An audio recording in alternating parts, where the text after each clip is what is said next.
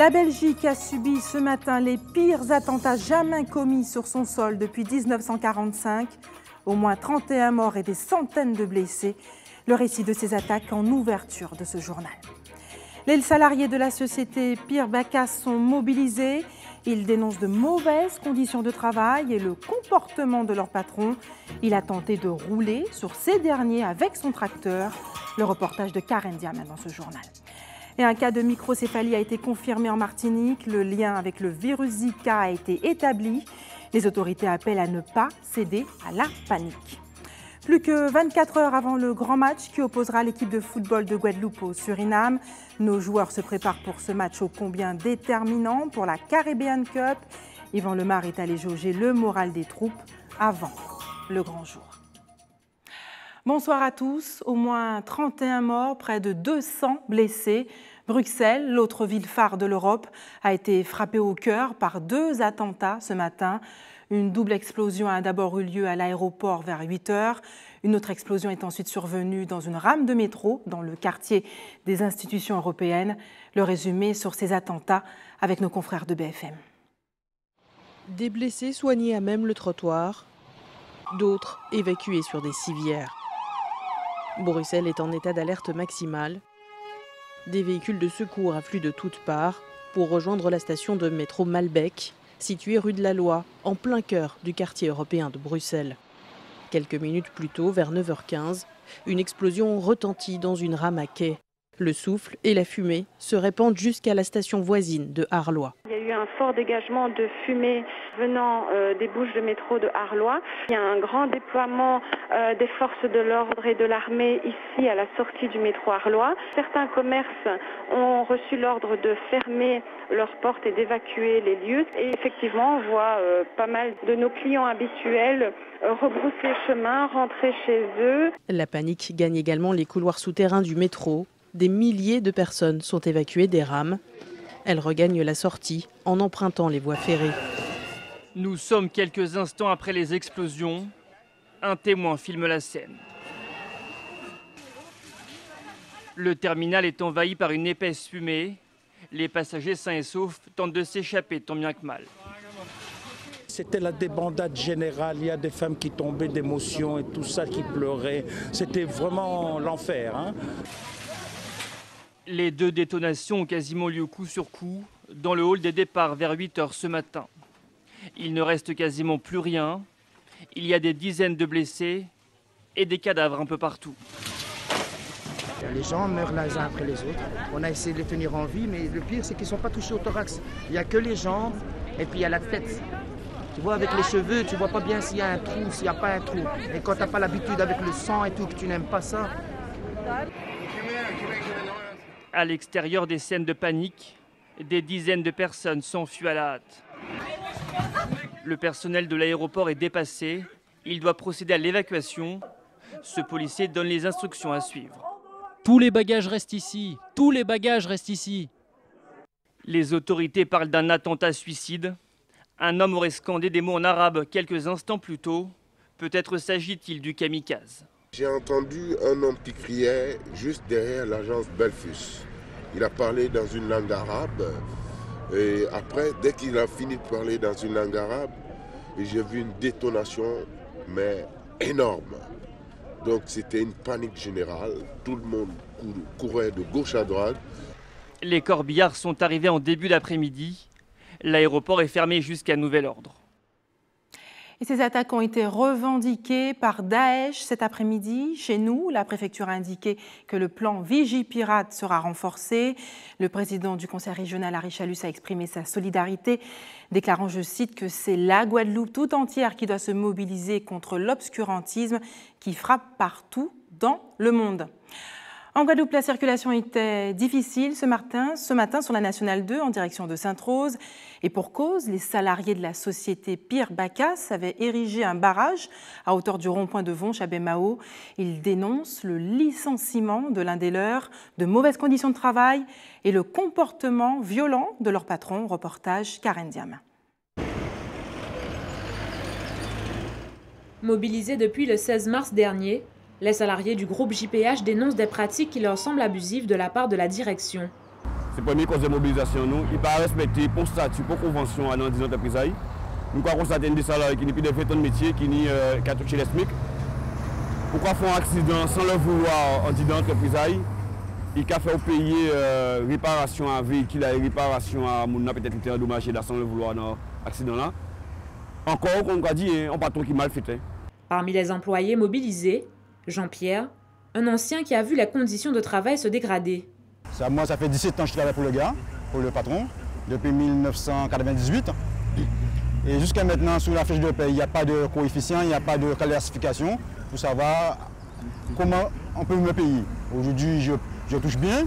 Demain, il décide de voter 500 € sur le salaire. Il le fait, sans problème. Là, aujourd'hui, on en a marre. Il faut que ça s'arrête et que, bon, on arrange tous nos problèmes. On ne veut pas créer du tort à la société. C'est le gagne-pain comme ils ont dit sur notre feuille. Mais il y a un moment, on en a marre. Il faut que ça s'arrête. Mais outre les revendications émises par les salariés, certains faits de violence seront également commis à l'encontre des grévistes. Vous savez qu'il y a un camarade dans nos licenciés la veille. Alors nous faisons des débrayage pour demander M. Pibacas de joindre nous pour expliquer nous qui gens il fait licencier camarade dans nous. Eh bien, il te fallait quelque chose. Je voulais ça, que M. Pibacas a dégaré un tracteur et foncé sur nous. Nous filmons, je voulais ça. Nous filmons, je voulais ça que Jean-Michel était avancer sur nous salariés. Et la vidéo, la voici. On y voit clairement le conducteur du tracteur foncer sur ceux qui filment.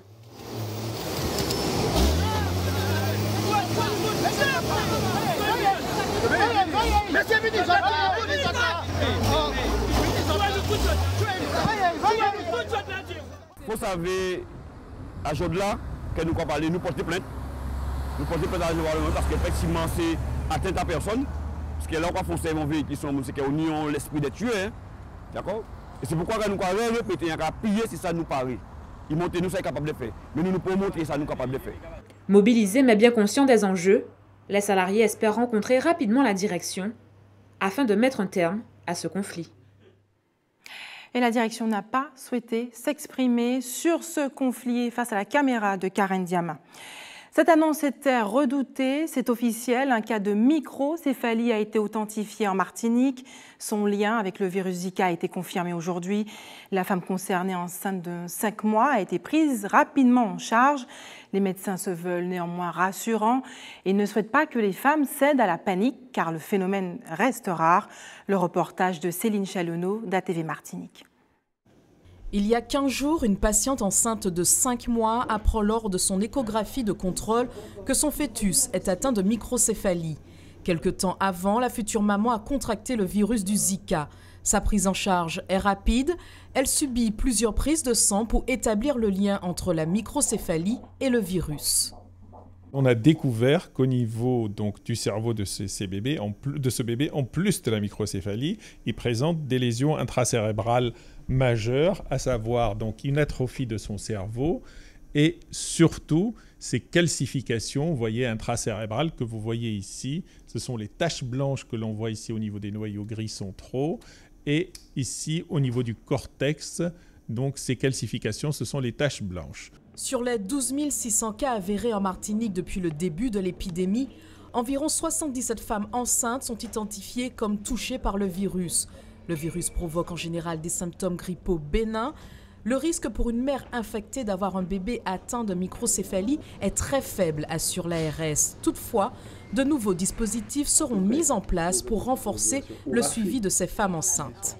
Une surveillance la plus totale possible pour que les femmes, y compris les plus isolées, les plus fragiles socialement, culturellement, etc., ne passent pas à côté du système de santé et que l'on puisse avoir un contact, y compris par le biais de l'aide sociale, enfin, ou de l'aide alimentaire, par exemple, avec elles, pour qu'elles soient intégrées au système, qu'elles suivent, qu'elles fassent les échographies et qu'on puisse détecter le moindre cas.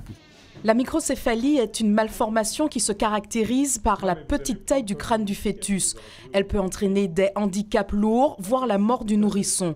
En France, la loi autorise une femme à mettre un terme à sa grossesse jusqu'à 14 semaines d'aménorrhée, sauf anomalie médicale grave. Mais pour certaines futures mamans, une vie reste une vie. Je me dis que Dieu m'a donné la bénédiction d'être enceinte, j'aurais gardé mon enfant.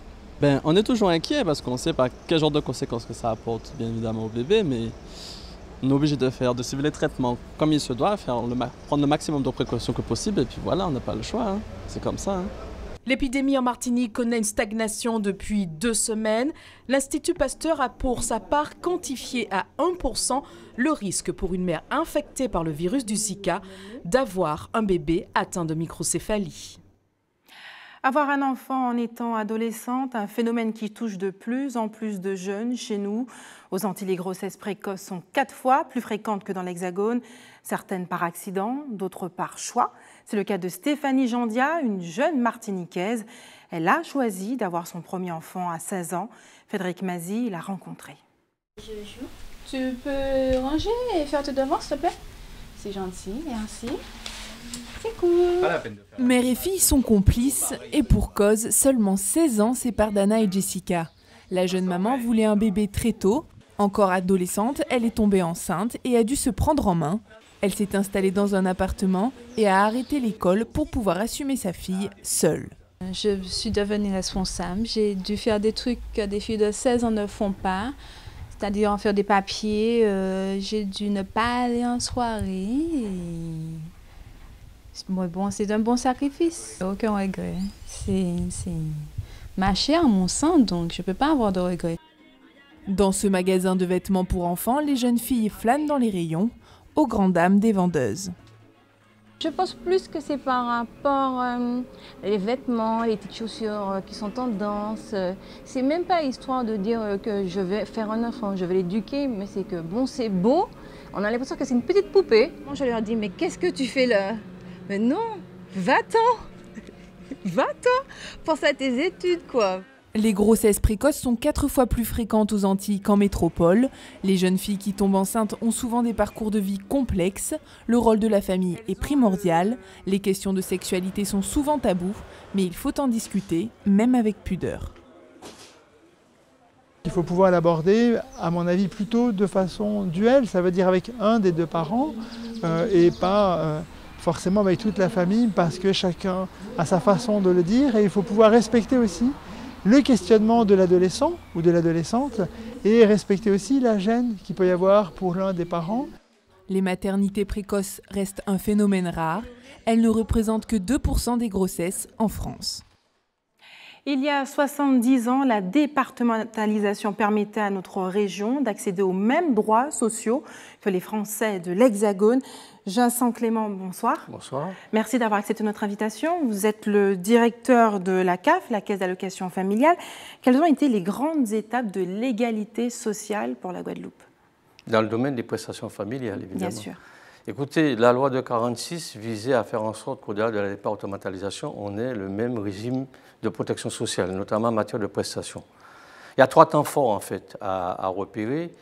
La première période, c'est de 1946 à 1970. Et là, il faut savoir que manifestement, il y a très peu d'évolution, puisque le système ancien a demeuré.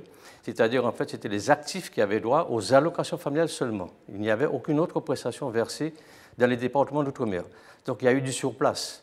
Et c'était provoqué généralement par notamment les employeurs qui ne voulaient pas payer les cotisations correspondantes. Le second temps fort, et là, c'est en lien avec la crise sociale et économique qui se met en place, c'est de 70 à 88. C'est-à-dire qu'on se rend compte que de plus en plus, avec la crise qu'on rencontre, il y a des transferts sociaux qui se mettent en place. Et donc, on a beaucoup de prestations nouvelles qui sont mises en œuvre. Exemple, allocation d'orphelins, allocation de parents isolés. Et puis également, on reconnaît le droit aux femmes seules qui ont 2 enfants à charge et qui ne travaillent pas d'avoir les mêmes prestations que ceux qui travaillent, c'est-à-dire ont droit aux allocations familiales. Et puis la 3e étape, et c'est la période de maintenant, donc c'est de 88 à maintenant, en fait, on se rend compte que du fait de la crise, du besoin de transferts sociaux, de mettre en place un système d'aide aux différentes familles, on met en œuvre toutes les prestations applicables en métropole, en Guadeloupe. Il y a quelques interstices d'inégalité, mais c'est très faible et ça a très peu d'impact, je dirais, sur le niveau des prestations. Donc maintenant, on a les mêmes droits, les mêmes avantages et toute loi qui est votée en France et qui concerne les prestations familiales s'applique au département d'outre-mer. Et donc le niveau de prestations et les montants et les conditions sont identiques. Donc on a attendu 70 ans pratiquement pour être au même niveau que la métropole en termes d'accès aux prestations familiales. Et comment s'est déroulée cette bataille? Je crois qu'il faut avoir une vision macroéconomique de cette évolution en termes de prestations familiales. En fait, ce ne sont pas tellement nos représentants politiques qui ont fait en sorte que ça puisse avancer, c'est le contexte économique de l'époque. Et si je dois donner un avis, c'est plutôt Giscard d'Estaing qui a entraîné le mouvement d'égalité sociale. Mais les mobilisations ont été très faibles. Et le gouvernement a pris conscience tout de suite qu'il fallait amener une ressource complémentaire pour permettre de sortir de cette crise économique qui perdure jusqu'à maintenant. La viabilité de la CAF inquiète beaucoup les Français, également les Guadeloupéens. Ont-ils raison de s'inquiéter? Je ne vois pas l'origine de cette peur, puisque normalement, il faut bien des ressources affectées à la famille, que ce soit en matière d'aide collective comme les crèches qu'on construit ou les centres sociaux qui se bâtissent. Il faut quand même accompagner la famille. J'ajouterais même plus, il y a intérêt à développer les prestations familiales, puisque pour que la natalité puisse reprendre, il faut justement développer des aides qui accompagnent les parents. Et si la France est un des pays de l'Europe qui a le plus d'enfants par foyer, c'est parce que justement il y a un fort accompagnement en termes d'accès aux prestations familiales. Quels sont les moyens dont vous disposez aujourd'hui pour aider justement et accompagner ces familles? Alors, d'abord, le premier point qu'il faut rappeler à ceux qui nous écoutent, c'est que c'est la solidarité nationale qui fonctionne au maximum. Je veux dire par là que quand on verse 100 € à une famille, localement, il y a à peine 20 € qui sont récupérés. Le reste, ce sont donc les autres Français qui accompagnent ce dispositif. Et donc, en fait, nous, CAF Guadeloupe, nous avons 300 salariés, on développe de plus en plus la dématérialisation et on verse chaque année, en moyenne, pour nos 113 000 allocataires, près de 800 millions d'euros. Quels sont les enjeux qui vous attendent? Les enjeux aujourd'hui, c'est de développer beaucoup plus une relation qui permettra d'abord de faire l'accueil sur rendez-vous et non pas le tout venant comme c'est le cas aujourd'hui. Donc de simplifier. Oui, voilà. De faire également beaucoup plus dans la dématérialisation, c'est-à-dire comme on achète un billet d'avion, donc on va sur Internet, on met en place son code, son numéro d'allocataire et à ce moment-là, on fait sa propre déclaration. C'est l'objectif qu'on a pour les 5 prochaines années. Merci d'avoir accepté de répondre à nos questions. La bibliothèque de la Forêt de l'ONF a ouvert ses portes aujourd'hui au grand public. Ce temple de la nature regorge de documentation et d'ouvrages sur la biodiversité de la Guadeloupe. Loïs Signa s'y est rendu. Depuis sa construction dans les années 2000, la Sylvathèque a connu une reconversion, notamment vers les activités d'éducation à l'environnement et au développement durable.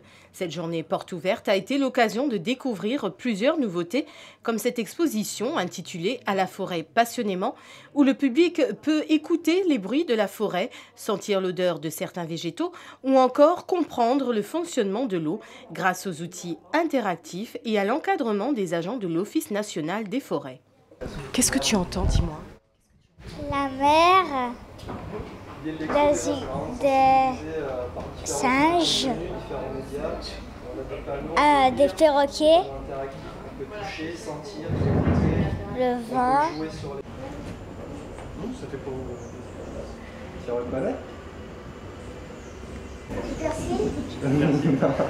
De nombreux projets qui ont abouti grâce au partenariat des différentes institutions. Là, c'est la nature avec un jardin créole, un jardin aromatique, 25 plaques botaniques qui permettent de découvrir tous les arbres présents sur le site. Quelque chose d'un peu plus ludique aussi pour attirer les enfants avec une plateforme en hauteur, à 15 mètres de hauteur, où on accède avec un animateur qui est qualifié pour, avec tout l'harnachement qu'il faut, baudrier, etc. Et surtout un partenariat innovant avec 2 associations sur site qu'on héberge, Ompagnon-Couy et l'association Bois l'Encens, qui est une association socioculturelle et sportive, et pareil, qui a des activités très variées, et notamment ici vraiment orientées jardin créole et alimentation saine. La Sylvathèque, un lieu où le public soucieux de l'environnement peut découvrir ou redécouvrir un site écologique et respectueux de l'environnement. Dans un instant, nous découvrirons comment remplacer nos sachets plastiques par les calebasses et les paniers. Et puis la préparation des Guada Boys avant leur grand match face au Suriname demain. Les chrétiens du monde célèbrent la Semaine Sainte. Les célébrations ont débuté lors du Dimanche des Rameaux. Dans chaque pays, les croyants vivent à leur manière cette fête religieuse, l'une des plus importantes du calendrier chrétien. Que signifie pour vous aujourd'hui cette semaine? On écoute vos réponses recueillies par Linda Kayarsi et Patrick Curie. La Semaine Sainte, Depuis tout petit, pour moi, c'est une tradition. C'est-à-dire que quand j'étais chez moi, enfin en famille, on ne devait pas manger de la viande. Il y a certaines personnes qui jeûnent. En fait, je suis dans la religion indienne, donc à peu près catholique aussi, donc je fais un peu les deux. Et oui, je prie beaucoup. Je suis catholique et bien, je ne mange pas de la viande, je mange du poisson, des aliments secs. Je vais manger de la viande à partir de dimanche Pâques. La semaine sainte, c'est un jour de prière. C'est Dieu, il est mort, après ça il est ressuscité, c'est tout. Le jour que Christ est crucifié sur la croix. Donc le vendredi saint, on ne travaille pas. Il y a certains qui travaillent, mais bon, pour moi, je ne travaille pas le vendredi saint. Et vous allez aller aux différentes célébrations? Non, je reste chez moi. Et puis, je reste chez moi, tout simplement. Pour moi, aucune signification. Mais bon, pour les gens qui croient, je pense que c'est quelque chose de nécessaire et d'important pour eux. Mais pas moi, forcément, c'est une semaine comme une autre. C'est un moment de prière, de partage, où il faut se remettre en question.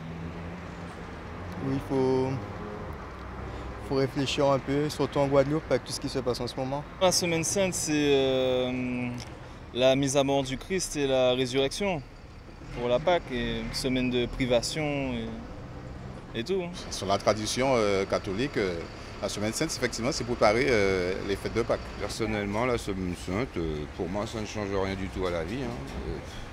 Toujours pareil, si j'ai envie de manger ma viande, je mange ma viande. Si j'ai envie de manger du poisson, je mange du poisson. Si j'ai envie d'aller danser, je vais danser. Si j'ai envie de fumer, je vais fumer. Si j'ai envie de boire, j'ai envie de boire. C'est pas que je ne respecte pas, c'est que moi, personnellement, je n'ai pas été élevé dedans. Voilà. Mais je respecte les gens qui le font, ça c'est leur problème. Comme ma copine, elle le fait. Après, ça c'est son problème. C'est pas le mien. Certains vont commémorer la passion du Christ samedi, d'autres iront à la plage, comme le veut la tradition. À quelques jours de Pâques, certaines plages sont déjà prises d'assaut par les campeurs. Ce matin, une famille a ouvert les portes de leur campement à ATV Guadeloupe. On regarde le reportage de Linda Kayarsi et d'Isabelle Hameau. Depuis vendredi, cette famille a trouvé l'emplacement idéal pour établir leur campement. Franchement, on ne pensait pas trouver.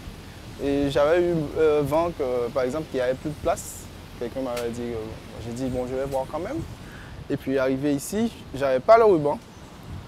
Donc, lorsqu'on a vu qu'il y avait cette place avec la période disponible, on a sécurisé.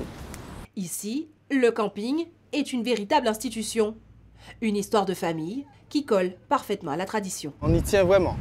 Partager, que les enfants s'amusent entre eux, qu'il n'y ait pas trop de la télé, tout. Parce que nous, on pense que sortir de la maison pour avoir tout le confort, c'est pas la même chose. Enfin,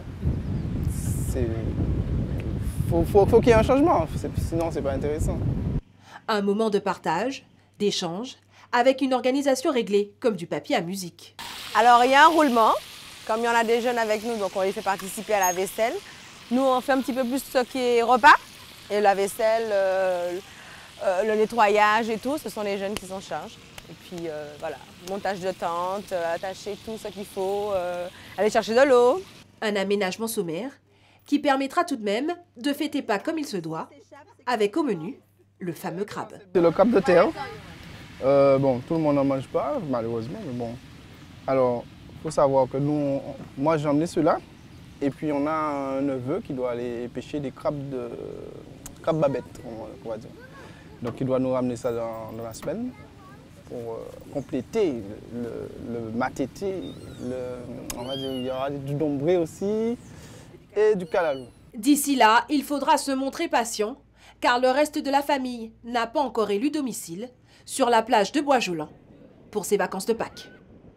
En Guadeloupe, nous avons le matété à crabe. En Guyane, le bouillon wara. Une légende raconte qu'une princesse aurait tenté de séduire son bien-aimé avec ce plat dans lequel elle aurait mis toutes les saveurs de la Guyane. Les secrets du bouillon wara dévoilés par Marie-Aude Kléber d'ATV Guyane. Il ne se cueille surtout pas, il se ramasse au pied de l'arbre qu'il a vu pousser. Le wara, fruit de palmier, est l'aliment phare de cette période de Pâques. Mais pourquoi ? Parce que c'est la période où l'arbre, le fruit mûrit. Et il mûrit tous les ans, depuis, je pense, un siècle, sinon deux, à cette période-là. Et c'est grâce à cette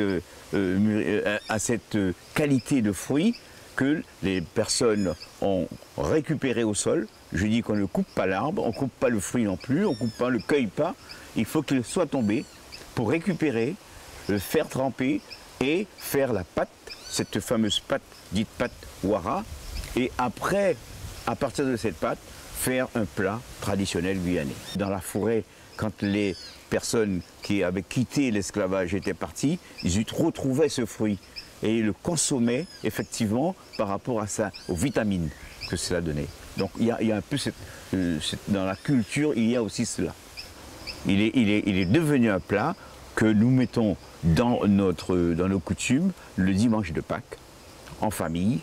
Et le lendemain de Pâques, c'est-à-dire le lundi de Pâques, c'est la grande dégustation parce que le bouillon s'est reposé. On dit qu'il s'est reposé dans le plat, dans la marmite le dimanche, et le lundi, il est encore meilleur. C'est donc influencé par la saison que nombre de familles guyanaises vont s'adonner à cette pratique ancestrale de préparation du bouillon wara. Pendant cette période de Pâques, les plages sont envahies également de sacs plastiques, des déchets qui seront ensuite déversés dans la mer, menaçant tortues et autres espèces animales. Depuis plusieurs années, l'association En Panier En Cuit lutte pour introduire l'utilisation des paniers et des calebasses dans nos habitudes de consommation. Comment fabrique-t-on un panier? Le reportage de Loïs Ignace. L'association En Panier En Cuit embauche des jeunes en contrat d'insertion, un travail qui demande du temps, de la patience, d'autant que les lianes sont à récupérer en forêt. Elles sont ensuite cuites, épluchées, trempées, avant d'être utilisées pour confectionner des paniers. Là, ici, vous avez ce qu'on appelle la pomme liane, la liane de la pomme liane. Ici, on a le bambou. Ici, vous avez la ciguine, c'est une racine épiphyte. Et là, vous avez la liane de la pomme liane avec quoi on a fait le fond. Et on a commencé pour monter avec le bambou fin. Et au fur et à mesure, on augmente les grosseurs. Je monte le panier. C'est un panier marché qu'on utilise pour mettre ses fruits, ses légumes, pour éviter d'utiliser le plastique. Le docteur Henri Joseph, fervent défenseur pour l'utilisation de nos produits locaux, milite depuis des années pour que les Guadeloupéens utilisent des paniers et des cuits à la place du plastique trop polluant et destructeur de l'environnement. À Pâques, s'il vous plaît, choisissez encore le panier et le cuit. Pourquoi? Parce que vous aurez deux familles. C'est ce que j'expliquais tout à l'heure. Vous aurez deux familles. Famille panier cuit. Et quand ils auront fini de manger, il ne restera que les os ou les pinces de crabe. D'accord? Vous allez mettre ça dans un cuit. D'accord? Et vous allez mettre ça dans votre compost. Voilà, ça va se dégrader et arriver à la maison. Maintenant, prenons la famille plastique. Ils viennent déjà avec leur grand sac noir plastique. Ils viennent avec des timbales en plastique, des assiettes en plastique, des fourchettes en plastique. Eh bien, ça sera la catastrophe sur notre plage. Alors regardez, quand vous arrivez sur la plage, regardez les gens et vous dites, moi, je suis famille panier cuit. Et vous allez vous moquer de la famille plastique. Pâques, et pour notre quotidien, il est important de privilégier des produits 100% biodégradables et 100% Guada. Parlons maintenant d'un personnage atypique, Patrick Nérini. Depuis de nombreuses années, il accroche ses banderoles sur le pont de la Jaille à Baie-Mahault pour y délivrer ses messages. Politique, économie, religion, justice, tout y passe. Quels sont ses objectifs? Reportage Linda Kayarsi et Patrick Curie. Pour élever les consciences, Patrick Nérini attire désormais les regards sur des t-shirts. Une armistice dans une société en perte de valeur. Ensuite, là, le gros calibre. Donc, je me suis dit, enfin, on s'est dit, puisque bon, j'étais avec des amis, que ça serait bien, en fait, que le gros cas puisse prendre sa liberté. Et que tant que le gros cas reste avec avec certaines conditions, en fait, qui sont établies, certaines règles qui sont établies par d'autres et qui ne sont pas guadeloupéennes, d'accord? Puisque, si l'Église vous dit de ne pas jouer du tambour pendant le carême, il faut qu'elle vous explique pourquoi. Religion, histoire, pour ce pointois, la réflexion n'a pas de prix. Patrick Nérini communique grâce à ses propres fonds. Eh bien, disons qu'il y a des personnes qui me feront l'amitié d'en vendre sur la piétonne. Bon, ce n'est pas encore totalement bien clair, mais enfin, bien réglé, mais enfin, bon, ça peut se trouver à la piétonne, à Pointe-à-Pitre. Et puis, bon, mais s'il y a des personnes qui veulent se proposer éventuellement pour m'aider, pour nous aider, parce que bon, on en a bien besoin quand même. Hein, bon. Depuis plus de 30 ans, ce militant mène un combat sans fin. Il est temps pour les Guadeloupéens de resserrer leurs liens et d'aller de l'avant.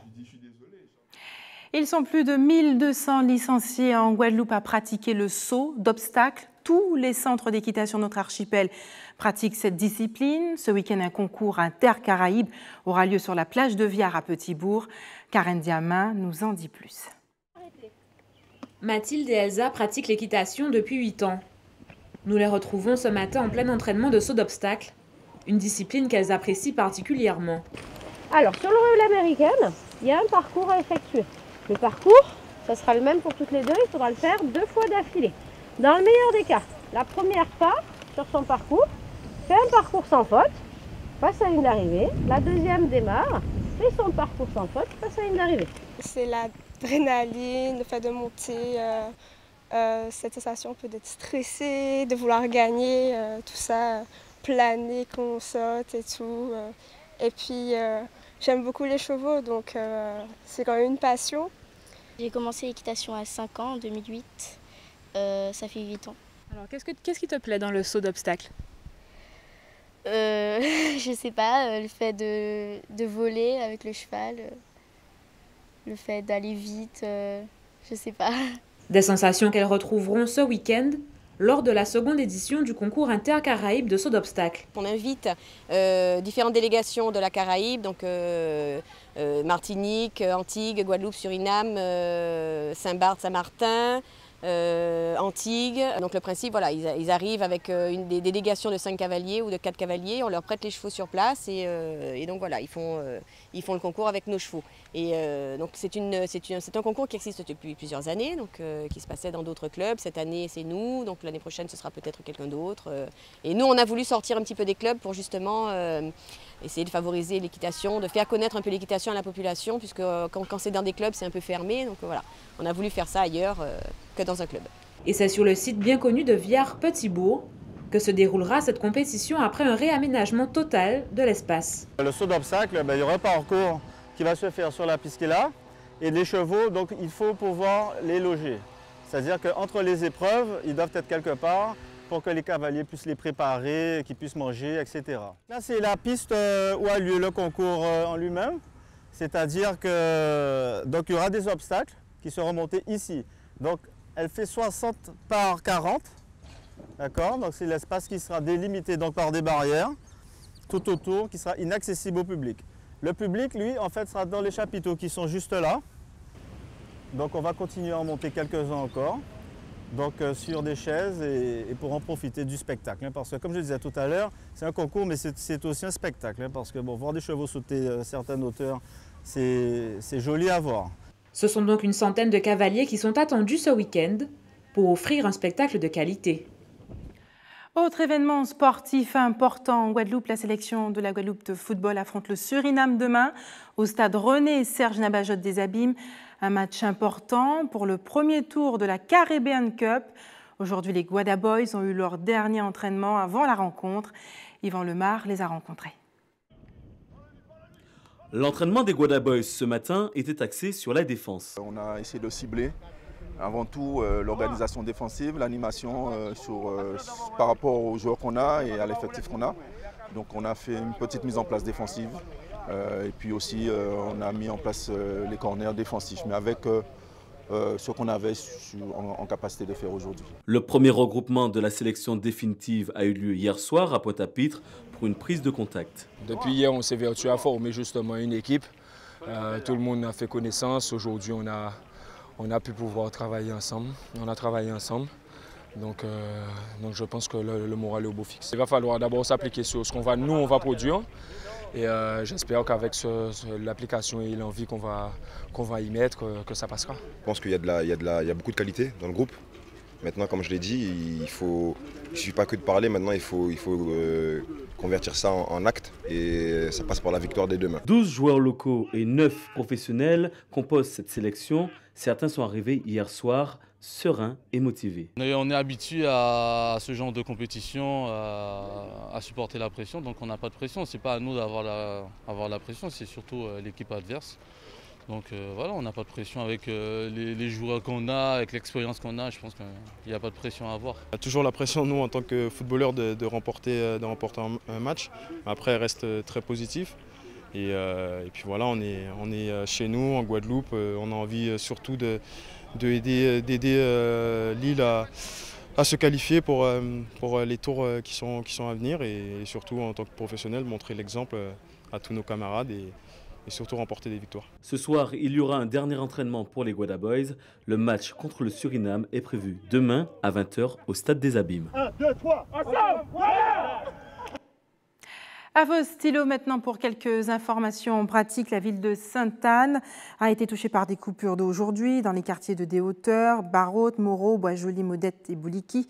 Un retour à la normale est prévu demain soir en soirée. Et puis les habitants du Moule, des Abîmes, de Pointe-à-Pitre et de Bouillante seront touchés par des coupures d'électricité toute la journée demain, de 8 h à 14 h pour le Moule, notamment dans la matinée. La ville de Bemao ne sera pas épargnée non plus par ces coupures d'eau qui se feront ressentir dès ce soir 21 h jusqu'à demain matin. Et puis certains baïfiens seront sollicités par les équipes de l'INSEE concernant leur loyer. L'Institut va mener une enquête dès demain jusqu'au 16 avril sur l'évolution des loyers et des charges afin d'étudier l'évolution de ces derniers. La Ligue des droits de l'homme organise un café-débat demain sur le thème de la lutte contre le racisme et la xénophobie, demain soir au restaurant Caprice des Îles. C'est la fin de notre édition locale et régionale. Dans un instant, questions directes présentées par Eddy Planté.